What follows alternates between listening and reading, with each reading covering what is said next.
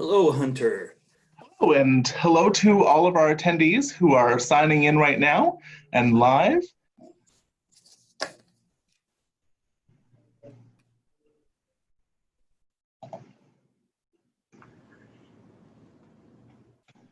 We're just going to wait a few moments while we let the attendees get signed in.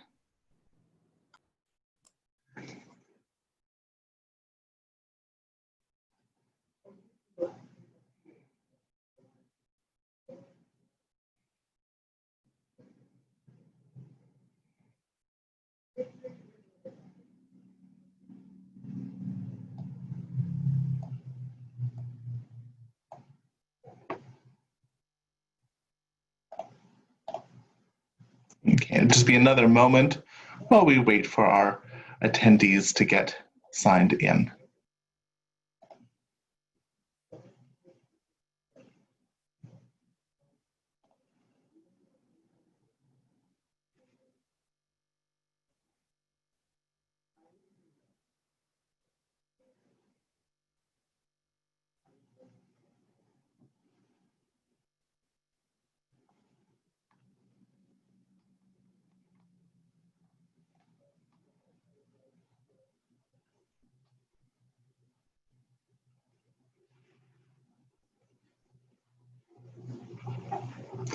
Okay, so we are going to get started on today's webinar. Thank you everyone who has joined us today.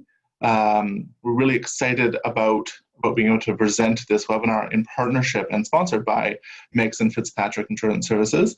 I'm not going to spend a lot of time talking here at the beginning. We'll get to our speakers momentarily. Just a few housekeeping things. This webinar does have a Q&A session at the end. So you'll notice in the toolbox for Zoom that there is the option of putting in questions through a Q&A field. So please go ahead and feel free to do that. Additionally, there is a chat function. So you can use that to communicate with us if there's something you're not hearing something correctly, if there's some audio issues or video issues, then please go ahead and let us know. We'll use that to ensure that we address those, but all your questions can go into the Q&A box that is available to you as well. And like I said, we'll get to those questions at the end.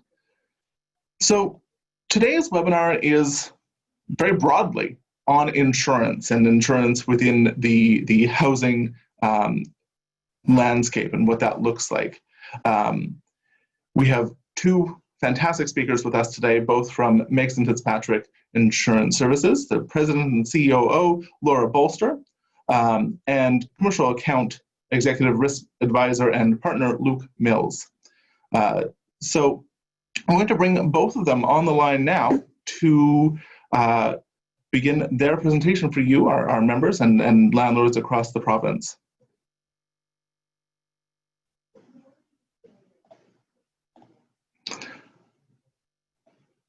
So Laura and Luke, you can now go ahead and, there you go, fantastic. We can see you. Good afternoon. Thank you, Hunter. Fantastic, thank you. Oh, okay. Thank you both for joining us today. I know that you have a very packed agenda for us today. So I will bow out and leave it to the two of you, and we'll come back at the end for our Q&A session. So thank you. Great. Thanks again, Hunter, and thanks for having Luke and I as your special guest today. We're very happy to be here. So just a quick agenda on what we're going to be going through today. I'm going to be talking a little bit about Meggs and Fitzpatrick, and Luke and I are going to do a little bit of history about, well, I'm going to do a little history about the company itself and a little bit about myself, and then Luke's going to tell you a little bit about himself as well. And then I'm going to speak a bit about our partnership with LandlordBC and a little bit of the history of how that came to be.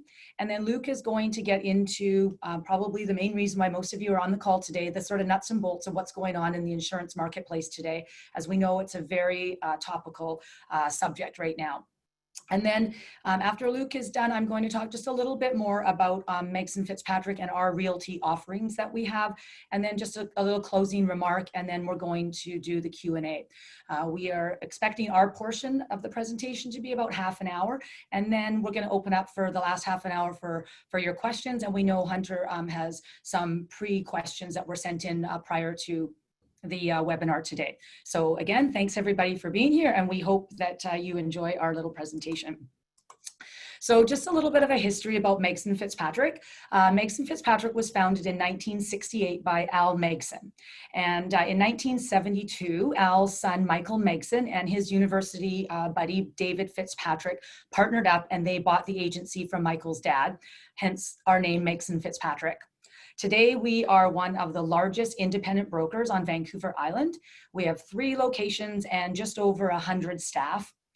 David Fitzpatrick has since retired from Megson Fitzpatrick, but Michael Megson is here and semi-retired. And we are happy to have David's daughter as one of our employees. So over the past 50 years, we have made several brokerage acquisitions, and recently we have partnered with the Rogers Insurance Group out of Calgary, which has helped us with succession planning and also has helped us to gain scale in the competitive insurance brokerage marketplace. We are a general brokerage. We specialize in everything from auto to home, but our main focus is commercial, or otherwise known as business insurance, and we have about 30 team members in that department. Although our offices are located in Victoria, we do write business all across BC, just like the LandlordBC program, and we do have the ability to write outside of British Columbia as well. We here at Megson's, we live and breathe our 3 core values, which are to set the bar high, do the right thing, and to deliver results. We strongly believe in education and advocacy, which support our purpose statement, which is to improve the lives of our clients, our team, and our community. And we are very active in the local community and support many local not-for-profits. Just about 31 years ago, this is more a little bit about myself, I moved to Victoria from a small town up island from Paul River, and I came to work at Megson Fitzpatrick. I had a couple years of insurance under my belt, and I have been here ever since. So it's a little bit of an anomaly story. I know a lot of people change careers 2 or 3 times in their life, but not me. I have been here coming up to 31 years. But I have had amazing opportunity here, including becoming a partner at Megson Fitzpatrick about 15 years ago. I've held almost every position that there is here in the company, with the majority of my last tenure being under the leadership. As of March 1st this year, I became the new president and COO of Megson Fitzpatrick after Jay Tucson, our previous CEO, decided to step back and take a different position after 10 years in the CEO role. So what a time. Little did I know what March was going to bring, but it has been very challenging. I did not bargain for a pandemic on my plate, but we have a great leadership team here at Megson Fitzpatrick, and we are all up for the challenge that it has brought on top of the challenging current insurance marketplace, which Luke is going to speak on in a little minute. And speaking of Luke, I'm going to turn it over to him so he can give a little bit of a bio on himself. Luke? Thank you, Laura. Well, first of all, she's undersold herself in terms of how she navigated us and continues to navigate us through this interesting environment we all find ourselves in. And she has been a phenomenal leader at the right time. So thank you for that, Laura. My origin story is a lot less inspiring than hers, so it's going to be very brief. But in a nutshell, I started to earn my chops in the insurance industry at my mother's brokerage in Toronto, back in the 90s.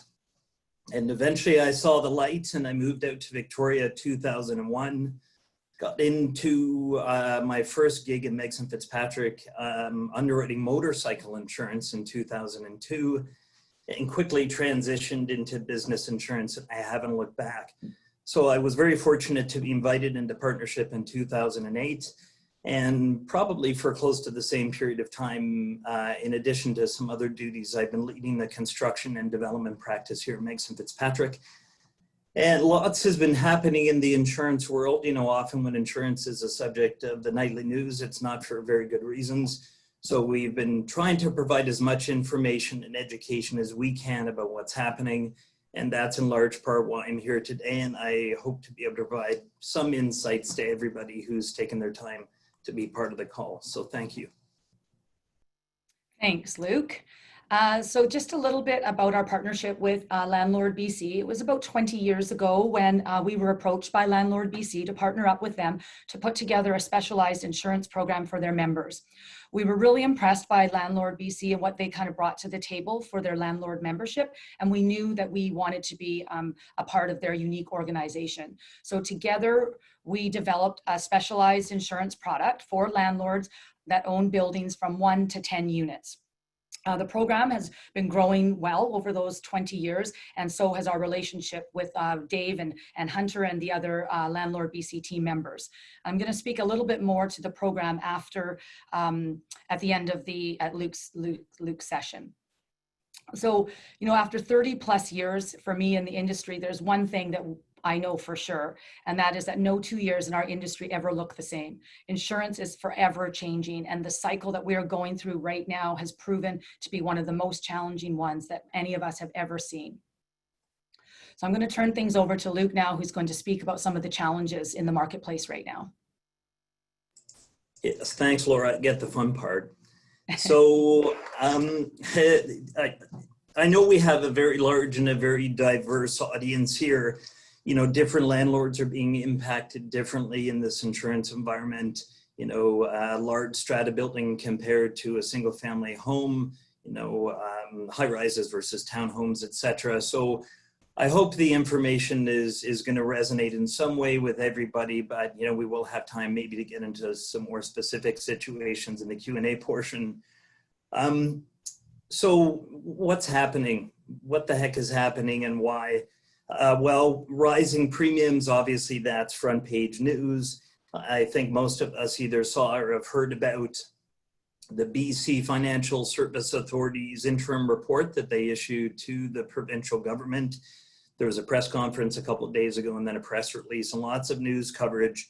So rising premiums, I mean, they were focused on strata premiums, but premiums are rising throughout the insurance sector. Deductibles are going up. You probably heard lots of noise specifically about water damage deductibles in particular buildings. Very rigorous underwriting. If anybody's gone through a renewal recently, they may have heard lots of questions from underwriters that they weren't accustomed to. The insurance companies really want to understand and evaluate risks very carefully. And you may have experienced compressed timelines too. The industry is going through a period of turbulence. Underwriters, brokers, everybody is a little bit overwhelmed with submissions right now. So unfortunately, timelines have been compressed and people are working to deadlines. So how do we get here? Well, in part, you know, it is a natural market cycle. I mean, we've been in what's called a soft market, a sustained soft market for many, many years, probably 10 to 15 years with the odd blip. And when I say soft market, in our industry, that's characterized by lots of competition, which puts downward pressure on pricing, deductibles. Insurance companies really want to put premiums on the books, so they're flexible with their underwriting. They're offering lots of bells and whistles and enhanced coverage.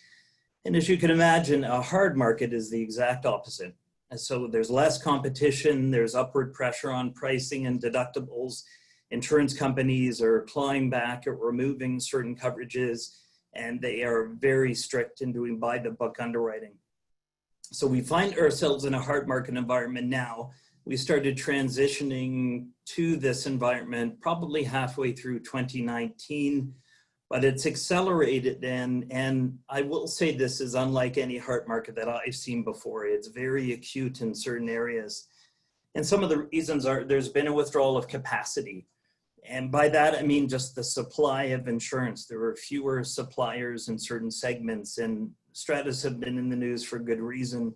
There's less companies that want to underwrite that business for a variety of reasons, including poor results over the last several years. And when you have less supply, there's going to be upward pressure on pricing, and it's going to create challenges. So reduced competition, you know, some insurance companies have exited British Columbia altogether. or certain segments. And to drill down further, certain insurance companies have underwriting criteria that they won't even look at a building that's older than 1985, for example. Rising construction and repair costs, after several years of construction inflation, claims costs, repair costs, rebuilding costs have gone up significantly. You think of two things like an older building that has a water damage loss and there's asbestos. Now that has to be removed and the building remediated. It has to be brought up to current fire codes. So the quantum of claims on average has gone up significantly, as has the frequency of claims as well. We just have a lot more people living in denser communities and denser buildings. I think in the BCFSA report, they said that in 2018, just for strata properties in BC, there were at least 11,000 water damage claims, and that was a record. So some other contributing factors, the insurance industry globally is very integrated. So catastrophes that happen in different corners of the world will impact all of us. There were 3 major hurricanes in 2017 in the Atlantic and the Gulf of Mexico that were catastrophic, followed by wildfires in 2018 and 2019 in different parts of the world. And that has a big impact because all insurance companies buy their own insurance, which is called reinsurance, that I'll touch on. As those prices go up, it has a trickle-down effect. Climate change has been an issue. How they say there's no atheists in foxholes. Well, there's no climate change deniers in the insurance industry. They spend millions and millions on the front lines doing research into what's happening and why, because ultimately they're on the hook for the outcomes of increased floods, wildfires, strange weather patterns. 2 weeks ago, we had that hailstorm isolated to a certain part of Calgary, but the early reports are it's going to be at least $1 billion in accumulated claims. Here on the island and parts of the Lower Mainland, we have earthquake exposure too. So what that means is insurance companies have to purchase billions and billions of dollars in reinsurance to meet their capital and solvency requirements to address that exposure. So again, that takes us to the reinsurance that I referenced. And as reinsurance costs go up for insurance companies, ultimately that gets passed down to the consumer. And reinsurance premiums have been going up for about 18 months. And all the warning signs are there that that's going to continue for some time yet. Poor return on equity over the past several years, really starting in 2017, 2018, insurance companies' overall performance has been poor relative to their historical return on equity. Usually it's around 10%, and it's been bumping along a lot lower than that. And part of it has to do with the fact that insurance companies can invest certain portions of their premium income in safe investments. We don't want them investing in everything in the stock market, so we don't want them subject to stock market shocks. So they're not allowed to do that. But when you're investing in things like government bonds that have been bumping along at close to 0% interest rates, you're not really making much investment income that can offset any underwriting losses. So really you have to generate an underwriting profit for your shareholders. And that's been driving this as well. And then the final piece, the wild card that Laura touched on, was the pandemic. I mean, all the things I've talked about were happening and were driving this hard market before COVID-19. And the pandemic has just injected additional uncertainty. Insurance companies are scrambling to understand what their exposure may be. You think about certain sectors, for example, senior living, assisted living facilities. There's already a number of class action lawsuits against operators of those facilities within Canada and the United States and Europe. And so insurance companies are circling the wagons somewhat until they can understand what their financial exposure may be. So that's all great news. What are some of the specific underwriting factors, though, that insurance companies may look at that may be driving some of your premiums, deductibles, and coverage? Well, they're looking at the value of your assets. We talked about replacement cost being an issue with construction inflation. As buildings get really expensive, there's no one insurance company that is going to take on a massive risk. They're going to have to subscribe that risk. So syndicate a number of insurers and they all have to agree on the terms. And that can be a challenge when you start getting into buildings that are, you know, 20, 50, 100, 250 million in replacement value. The age, the location of the building, and the construction type are important too. You know, we talked about older buildings can be a challenge. New buildings can be a challenge because insurance companies have seen the results of some construction defects, which they can end up being on the hook for. So often they're looking for what we call that Goldilocks building. It's not too old, it's not too new, it's just right. Where it's located, we talked about, you know, the impact on earthquake. You know, are you somewhere in like the capital region or the lower mainland that has, you know, soil conditions that lend themselves to greater earthquake risk? Is there good fire protection where your property is located? And what's a construction type? You know, is it wood frame? Is it poured fire resistant concrete? They look at all those factors. What's the building type? You know, high rises have the capacity for much larger water damage claims if you have, you know, a pipe burst on the 19th floor compared to, say, a townhome, a two-story townhome. Are there hot water tanks in each individual unit, or is it a more centralized system? What's your claims experience? This is a big one. The insurance companies want to go back generally about 5 years and understand what your claims have been, if you've had any, what was the origin, what was the cost, and what have you done to hopefully prevent reoccurrence. They want to know about the occupancy. You know, is it residential occupancy or is it commercial? And if it's commercial, is it an office or is it a restaurant? If it's residential, you know, they want to know, is there smoking allowed in the building? They want to know, do you require your tenants to carry renter's insurance?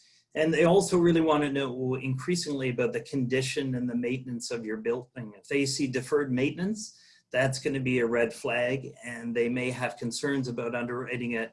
And if they agree to do it at all, it may be at a higher price with restricted coverage and higher deductibles. So those are some of the factors that they look at. But I think it's important to understand, you know, what can you do to profile as best as possible for the insurance industry? And we at Meggs & Fitzpatrick, we're huge believers in proactive risk management. You know, having building inspections, if it's a strata, depreciation reports and accompanying maintenance schedules are critical.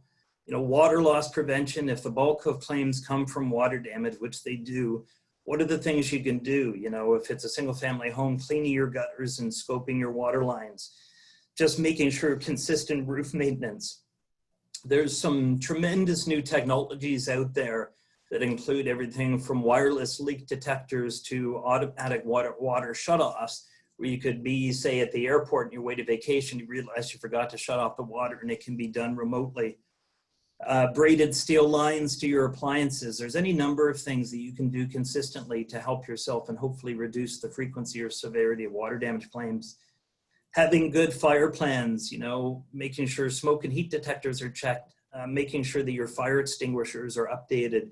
You know, we talked about having no smoking policies and requiring your tenants to carry renter's insurance. And this is a big one. And I know we already had a pre-question about this that we'll touch on maybe in a bit of detail later.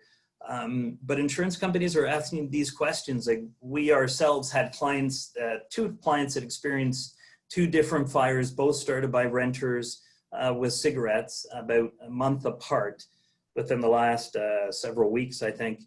And it made a difference as to whether that tenant had renter's insurance, because if they did, it then gives the landlord's insurer some recourse to recoup the money from a party that was negligent.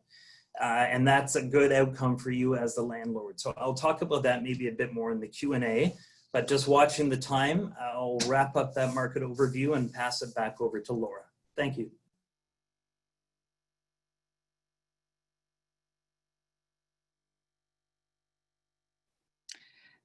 Off mute. Thank you, Luke. That was great. So just a couple of things that I want to just touch on before we go to the Q&A. And I just wanted to speak a little bit more about our MFI insurance offerings that we have here. We do specialize in realty here at Meggs & Fitzpatrick. We have a staff of 5 on our realty team. This includes Mike Nickel, who is on the call today. Most of you, or a lot of you probably know Mike. He has headed up our LandlordBC program for many, many years and is very knowledgeable in that area. And you've probably had the pleasure of dealing with Mike already. And then we have James McCracken, who handles all of our realty that's outside of the actual program that we've put together. We have 2 claims representatives, an underwriter, and administrative support on our realty team.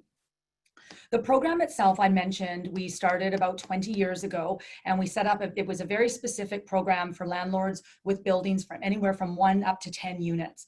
Right now, we have approximately 1,250 policies on our program, which insure probably over around 2,500 units all across BC. The program itself has broader coverage than you would probably normally get from your home insurance provider. And it includes up to 5 million liability, vandalism by tenants, guaranteed replacement cost, and $50,000 in bylaws.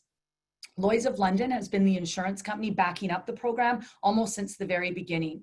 And they look at the portfolio as a whole every year, and that's how they determine what the rating is going to look like and what coverages and basically how the claims were in that year. And that's how what they look at every year to determine what the rating and deductibles are going to look like. The fact that everyone is on a program and a member of LandlordBC goes a long way. It shows the insurance company, which is Lloyd's, that you are present and prudent landlords and that you want to protect your investment by being educated and having access to all of the resources that support that LandlordBC offers. And this does give us a little bit more flexibility with our underwriting guidelines specifically to that program. The program itself, like I mentioned, it does have specific guidelines, qualifications, and coverages. However, we do handle all types of rental properties, even outside of that program. With our size and our scale and our partnership with the Rogers Insurance Group, we have access to over 20 insurance markets, and which gives us the capabilities to place all types of risks, no matter what their size. We have a great team here, and we have a great relationship with LandlordBC, and we're really here to help you. So almost a little bit early here, but we wanted to take the time just to thank everybody for giving us this opportunity to speak to you today. Insurance is not always a super exciting topic, but we do know that it's very topical today, and we do look forward to answering your questions. And we hope that this little bit of information and education has helped you, because we do think that that is what it's all about. There's a lot of things in the media right now, and you only hear little bits of information. And when we see those things that are aired in the media, we get a little bit frustrated. They always don't necessarily represent the insurance. And you know, Luke and I just talked about it this morning, is like, why don't they have like an actual insurance person with 30 years experience or 25 years experience on those calls? But they kind of take smidgets that do sometimes put a bad light on the insurance industry. But there is a lot of good reason, and Luke is so knowledgeable and he really understands it. The conversation that Luke just had with all of you today, he's having almost daily with our clients who have lots of questions, and it really is about educating you so you understand what's happening and you have all of the right pieces so that it makes a little bit more sense to you. So again, thank you everybody for listening to us today. And now we'd like to hear from you and answer your questions. Thank you so much, both of you, for that information. It definitely a lot of information to take in, but we really appreciate that. We're also going to bring in Mike Nickel as well. So we have, as mentioned, Luke Mills and Laura Bolster, who are from Meg's Fitzpatrick. We also have Mike Nickel from Meg's Fitzpatrick as well. And many of you may know Mike as someone who attends many of our in-person events for Meg's and Fitzpatrick. And Mike is in charge of of the program that is in partnership with LandlordBC. So I think it's really good to have him on the line as well, so we can answer those program-specific questions. To our attendees, please go ahead and use that Q&A box to put in your questions. I see that quite a few questions have come up, so that's great. We're going to start with what I think might be a couple easy ones, but I haven't been in the insurance industry, so maybe they're not, but we'll see. The question that's come in is around tenants insurance, and specifically asking about the availability of a tenants insurance where there are multiple occupants who are not related So specifically, we see this in situations where, especially in Victoria and in Vancouver as well, where you might have 3 or 4 students living in a house and renting it and wanting to get tenants insurance. What type of products are there? Is there a product available for people where there's multiple people unrelated? Do you want me to answer, Mike, or are you? Yeah, you go ahead if you Yeah, can. I mean, that is a really good question, Hunter. And, you know, it is very unfortunate. You know, we really promote tenants insurance. You know, almost every time you see a fire on the news, you hear that the tenants don't have insurance, and tenants insurance is, you know, for a starter out or somebody, you know, that maybe doesn't have a lot of belongings, probably runs at about $300, maybe $350 to $400 a year. Not a lot of money per month. And you know, it is relatively easy to get, except in the situation that you just mentioned. And, you know, there are not a lot of insurance companies who are crazy about insuring 5, 4, 3, you know, probably sort of 3 unrelated and higher. And it happens, right? We're in a university town, and we know that there's a lot of this, and we know a lot of landlords, they own their buildings in Gordon Head, and they count on those students to rent their premises. And so it is a real challenge. You know, if you have 1 or 2, possibly 3, as long as each of them buys their own policy. So they buy 3 separate policies. But when you get into the 4 and the 5 and the 6, it really, they consider it almost a rooming house, and they really don't. Yeah, so it's a catch-22. I'm sorry, I don't have a better answer for you. I don't know, Mike and Luke, if you have anything to add, but it is a real challenge. Yeah, it's a tough one. You've got when you start having 3 or more students in a or unrelated in a building, a lot of times you're going to have partial participation in the tenant's insurance. And what the insurance companies have found is maybe 3 of the 4 have the insurance, or half of them have the insurance, and then the ones that don't try to maybe capture some coverage under somebody else's policy, and it's just a real risky adventure for insurance companies. So they've kind of really been restrictive on that. The one thing that I should add, though, is if they are, you know, sometimes they could get some coverage off of their parents' policy. Like if their parents live, you know, in Canada, and they have a home and they have home insurance, there is sometimes a little bit of a coverage extension off of the homeowners from their parent. The challenge would obviously be international students. Yeah, certainly. Well, thank you for that. No, that's good. It's good to know where the challenges lie when it comes to insurance. Certainly. What is, I know, an easy question for you, Mike. What is the name of that insurance program for our partnered program? Oh, it's the LandlordBC insurance program, and yeah, give us a phone call or an email, and we're happy to discuss it with you. Okay, easy one for sure. So we'll get to something a little more difficult. So the program that we talked about, as you mentioned, focuses on the market of 1 to 10 units, but how about an apartment building with perhaps over 50 units? What type of product would be best suited for something like that? Yeah, go ahead, Luke. I'm happy to take it. Yeah, this particular program that was customized for a certain number of units is one thing, but anything that doesn't fit within those specific parameters, we have an entire realty team that Laura's going to, I think, talk a little bit more about. Well, I mean, you touched on the people that we have on the realty team that are dedicated to any type of realty risk, big or small. So we do massive complexes, you know, enormous strata towers, single family homes, high value homes, apartments of any size, shape, and occupancy. So we can look at all of it, and we will customize it to your individual needs. Fantastic. Okay. So another question here is around strata insurance. And strata is requiring insurance. It's something that I know, obviously, we are seeing quite a bit of media coverage on this topic. So it is obviously very relevant to today. But are we finding that many strata corporation bylaws are now requiring owners to have their own insurance as well? Yeah, I can address that as well. I mean, I think the issue we often get into with the bylaws is they're worded differently, but generally where a strata deductible, so the insurance applicable to the strata policy, let's say for water damage loss, can be charged back to an individual unit owner if the damage occurred within a specific unit, and then of course damaged, say, perhaps multiple units.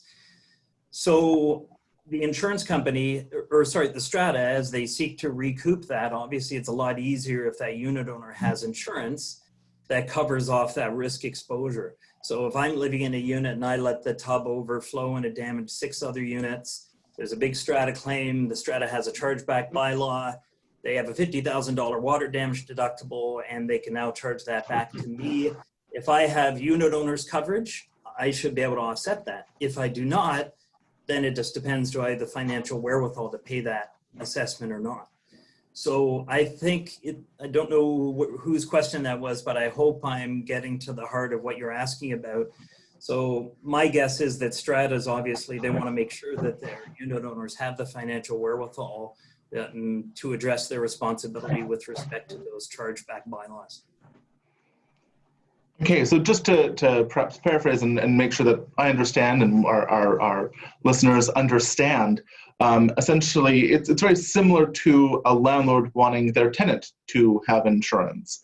There are certain things that will be covered by the strata's insurance for the building itself, but there are certain aspects of this, including perhaps, as you mentioned, the deductible, that may go to the owner, and the ability to be able to pay for that often, and I think this can be said for many people, often relies on that person having insurance to help cover that. Exactly, because ultimately in a strata, if a unit owner can't meet their financial obligations, be that an insurance deductible that they're required to reimburse the strata for, then it's going to get assessed to everybody else in the strata. So I think it's in everybody's interest that they have the financial wherewithal to meet those obligations. Luke, I just see in the chat there, someone's asking if the bylaws can actually require an owner to have the coverage. Like, can it actually make them have to buy the condo unit policy? Yeah, so I'm not a lawyer. I'll try to play one on this in this conversation, but I do know that you cannot in your bylaws do anything that is more restrictive than what's required in the Strata Property Act. So my guess is that if you probably want to talk to a lawyer, but I think they would refer to the Strata Property Act. You can clarify things that are in the Strata Property Act, but I don't think you can make anything more restrictive. And so if the Strata Property Act doesn't require it, logic to me would dictate that then you can't mandate that a unit owner has that. But again, I think you'd have to talk to a lawyer with experience with strata law. Makes sense. And certainly that's something that our members can reach out to us on. And there's so much benefit to that policy, like, again, and it's, there's so much benefit. Not only are your personal belongings getting covered, but you're getting personal liability, you're getting the deductible assessment coverage, you're getting additional living expenses if something happens and you have to move out. Like, I personally think somebody who invests in a condo and buys an actual strata condo unit is crazy not to buy a condo policy. Yeah, and this, based on what both Luke and Laura have said here, I think the way to look at this is very similar to landlords wanting their tenants to have insurance. As you covered, Luke, very much to the point. The ability of someone to pay for damage that is done, accidental damage, floods and fires happen. And if it would normally be the responsibility of the tenant, by them having that insurance, it helps cover that cost, and it ensures in many cases that cost is in fact covered. So it clearly is a prudent step. Can I expand on that for one sec, Hunter? I know it's one of the big questions to the benefits. So, when you have tenants, and you had 2 examples there, 2 fires, one were both caused by tenants, one where the tenant had insurance, and one where they did not. In the case where the tenant has insurance, if it's clear that they were responsible for the damage, the landlord's policy is going to pay for the damage to the structure, but then they can, the term is called subrogation, but it essentially means they can pursue recovery from the responsible party. So if that renter has insurance, it's clear that they were responsible for it. The insurance company can recoup some of the money that they paid out for your or the landlord's claim, including potentially your deductible. And it has a positive impact on your claim history too. So when your broker is lobbying on your behalf and negotiating with underwriters, they can say, sure, there was a claim over here, but the renter had insurance, they were responsible for the claim, and therefore the insurance company was able to recoup some or most or all of what they paid out. So that's just one of the benefits. And then I think there's just a bit of, you know, as a landlord, you know, looking out for your tenant, you know that if they have insurance, it protects them from a liability loss. It protects you from having your insurance having to respond to their liability issue because they don't have insurance. Say somebody gets hurt within their unit and they blame the tenant and the landlord. It gives them additional living expenses. So if they were to have a fire, it gives them resources so that they can relocate until the property is repaired. And then it also gives them coverage for their personal effects, which could have the extended effect of helping you as a landlord in case they're casting blame. You know, they're probably going to be less inclined to do that if they know they've got first party coverage through their renter's insurance. Fantastic. Thank you for that information. Very in-depth. And thank you to our attendees for sending in these great questions. A question that's perhaps maybe just a bit about the market. You know, in British Columbia, we're seeing increased costs across the board, as you mentioned, for insurance products.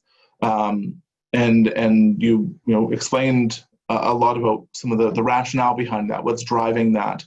Now, some people are saying they're not particularly seeing these same types of increases in all jurisdictions.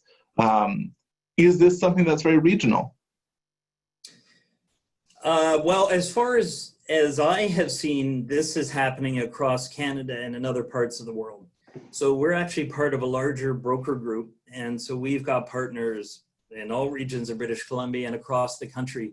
And the challenges we're having here, they may be more acute in a couple pockets. You know, I talked about earthquake being an issue. So that's something that is fairly unique to, southwestern British Columbia. You know, there's another couple pockets in Canada, but nothing like the earthquake risk profile we have. But I mean, Alberta, the increases have been crazy. And Ontario, it's happening. I think where you see it happening to different degrees, maybe more based on the individual property in question. So like I said, if you have a 5-year-old townhome complex that's had no claims, they may be seeing increases, but they may be at the margins. It might be 10 or 15 or 20%. If you have a $200 million high rise in downtown Vancouver that's had a number of water losses, they could be seeing 300-400% increases in water damage deductibles increase to $250,000, or we've even heard of $500,000. So I think it's less about this is specific to BC or Alberta or Saskatchewan. This is a global insurance issue, but there are some differences depending on the risk profile of that property. Thank you. A question that's come in around water damage. So something that some people have seen is that there are many insurance providers that are now requiring that landlords replace water heaters and boilers once they reach a certain age. Is this something that you're seeing as yourself as a trend? Is it something that you are generally doing as well? Perhaps some of the rationale behind that. You want me to field that? Okay. All you, Luke. Well, on the things I look at, yeah, insurance companies, when I talk about one of the characteristics of a hard market is that underwriting. Insurance companies are getting back to underwriting 101. And so they really want to understand the risk profile of the property they're underwriting. So they'll ask, so how does the building get its hot water? And if the answer is, well, there's, in-unit hot water heaters that generally have a 10-year lifespan, they don't want to see the people wait 10 years until they replace it, especially if they've had some losses in the past. So if they can say, nope, you know, there was a hot water tank bylaw, if it was a strata building that was passed and everybody is required to have it regularly inspected and replace it within, you know, 6 or 7 years versus waiting that 10 years, that's obviously going to look a lot better. And again, we're trying to promote the risk to the underwriters. They're going to look very carefully where the risks are to water damage, and they're going to want to know what you're doing about it. So that is one example. Does that Okay. answer the question? I think so, yeah. So that's I mean, and again, this is something that LandlordBC, we advocate on behalf, definitely making sure that owners are investing in their property to ensure that these types of problems that can arise don't arise. We have a corporate supplier program full of suppliers that can offer those types of services. So let's just go to the next question here. And actually, this question is one that I'm going to take.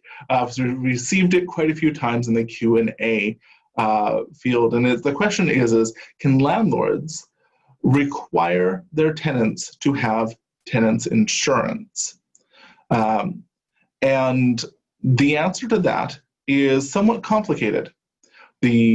Our tenancy agreement that we provide to our members through LandlordBC does have a clause in it that says the tenant must carry tenants insurance. And obviously, based on the conversation we've had today with Luke and Laura, it simply makes sense for people to have tenants insurance, but not everyone does what makes sense. I mean, people quite often choose to not incur that small cost to protect themselves through tenants insurance. So when it comes to enforcement, it's one that we feel is likely a changing and growing topic. It's one that currently the understanding is that the enforceability of that clause is difficult. It's hard to get an arbitrator that would agree that it's a material term and one so significant that if a tenant were to, say, not adhere to it, to end tenancy. So that the enforceability becomes a difficult part of this. That being said, with many of the changes that we're seeing in the insurance world, with the fact that insurance policies are now beginning to require their tenants to have insurance, and strata corporations are requiring tenants have tenants insurance, we might start seeing some changes in that, and the understanding of that. It is one that, again, it's open to interpretation to each individual situation, so it's difficult to deal with. The other difficulty that we see with this, of course, is around tenants maintaining that insurance. It's very easy to go out and get insurance for the next month, even the next year. But then when it comes to renewal, as anyone who works in insurance, I'm sure can understand, renewal is not always the easiest. And for something that to many people feel is as passive as tenants insurance, though it clearly isn't, the importance is obvious, it can be a difficult thing to get tenants to re-up that for the next year. So again, there are definitely difficulties with that, though it is something that has changed over the years and continues to do so. So